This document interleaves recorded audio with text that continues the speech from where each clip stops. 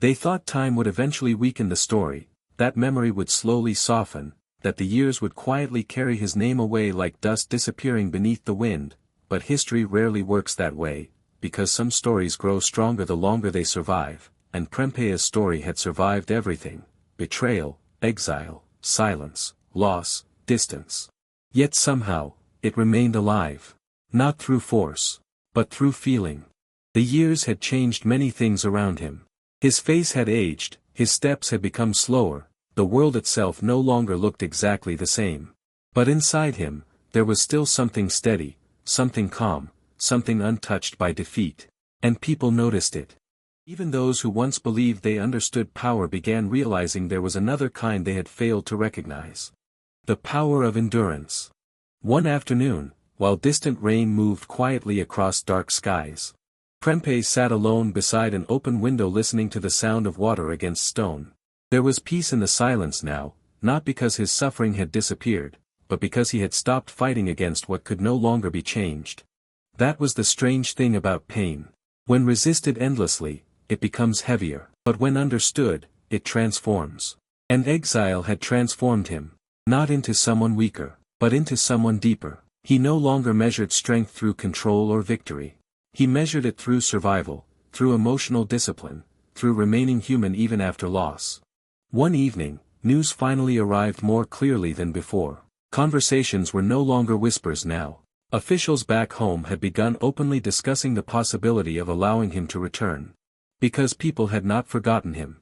Prempeh listened quietly when the information reached him. No excitement crossed his face, no sudden reaction. Only stillness. That night, sleep did not come easily. Memories returned stronger than usual.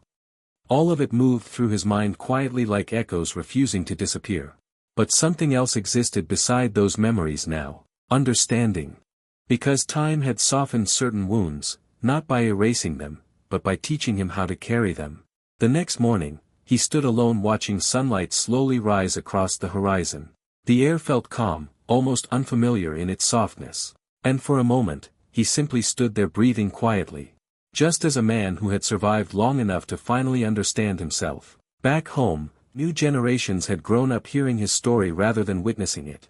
But strangely, that had made the story stronger, because imagination often enlarges what history begins. Eventually, the day arrived.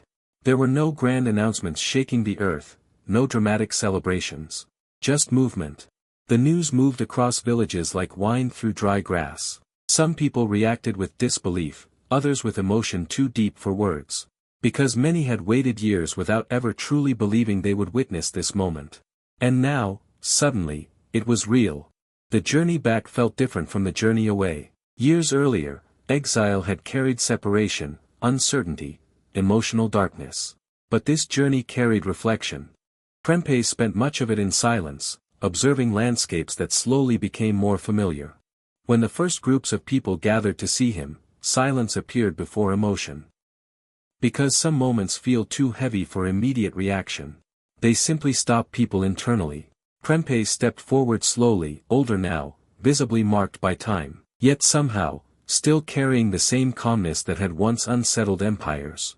As he moved through familiar lands again, memories returned from every direction. Everything felt both familiar and changed at the same time. Because time changes places. But it changes people even more. Some evenings, people gathered simply to listen to him speak softly about life, leadership, suffering. There was no arrogance in his voice, no bitterness, only perspective. Because pain had removed unnecessary pride from him long ago. One young man once asked quietly, "How did you survive losing everything?" Prempeh remained silent for a long moment before answering. Because everything was never truly who I was. The words stayed with people afterward. Because they carried truth deeper than politics. Many spend their lives attaching identity to possessions, power, position, approval. But suffering eventually tests all those things. And when they disappear, only character remains. Prempeh had learned that lesson through exile. And now, his story carried that lesson into future generations. Years later, long after the final political conversations faded into history, long after empires themselves began changing, the memory of Prempeh still survived. Not because he conquered nations, but because he conquered something harder: himself. He faced betrayal without becoming consumed by hatred. He faced exile without losing dignity. He faced suffering without surrendering his humanity. And that is why his story endured. Because people do not only admire power. Deep down, they admire resilience. Especially quiet resilience. The kind that does not need attention. The kind that survives silently through pain. In the end, Prempeh I's life became larger than kingship itself. It became proof that strength is not always loud. Sometimes, the strongest people are the ones who remain calm while everything around them collapses. And perhaps that was the final lesson hidden inside his story. That true greatness is not measured by how high someone rises, but by who they remain after the fall. The world tried to reduce him to exile, but exile revealed his depth. Betrayal revealed his wisdom. Loss revealed his endurance. And suffering revealed his humanity. That was why generations continued speaking his name long after his enemies expected silence. Because certain people leave marks history cannot erase. And Prempeh became one of them. And even now, years after his final breath, the story still continues quietly wherever people search for examples of resilience. Because some stories never truly end, they simply continue living inside those who hear them.